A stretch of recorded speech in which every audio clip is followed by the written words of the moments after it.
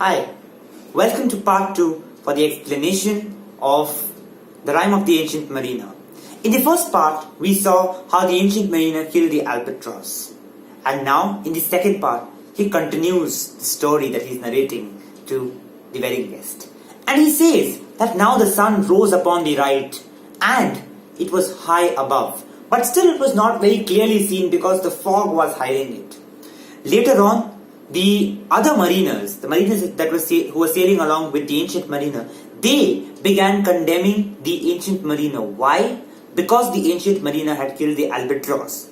That had brought about the good south wind. And now because the albatross had gone away, it had been killed by the mariner, that is why they were still facing a lot of problem. But the very next day, they changed their mindset and they began to appreciate the ancient mariner for killing the bird. Why?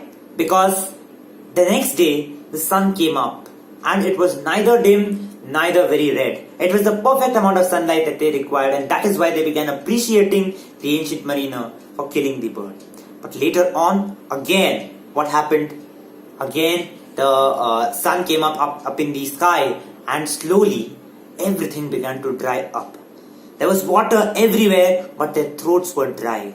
Their ship was like in a painting. If you have seen a painting, right, there a ship is only at one place. The painting would not move, right? Similarly, they were as idle as a painted ship. The ship was just stagnant over there and was not at all moving. They could see slimy things moving underneath. They could just see water here, water there, water everywhere, but they did not have water to drink. Why? Because the sun was really coming down on them. And now once again the mariners began to condemn the ancient mariner for killing the albatross, and slowly their throats began getting parched and they were very thirsty, and so they decided to punish the ancient mariner.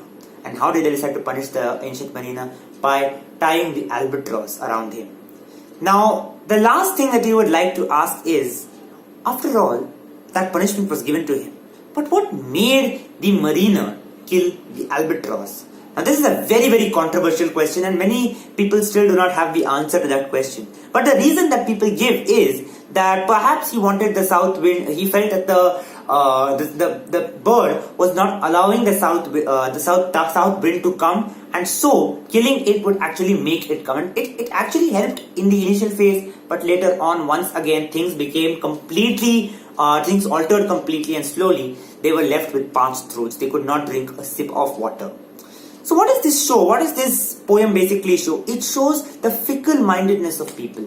What is the meaning of fickle-mindedness? It means changing your thoughts and changing your the thought process itself according to situation. So initially the mariners were condemning the ancient mariner, then they began appreciating the ancient mariner, and then once again they condemned his act to such an extent that they hung the albatross around his neck instead of the cross that he usually has. And so he was punished for his deed. There are many other parts that come in after this, but this is what is there in your textbook. And I hope that this short summary was helpful for you to understand the poem better. See you soon.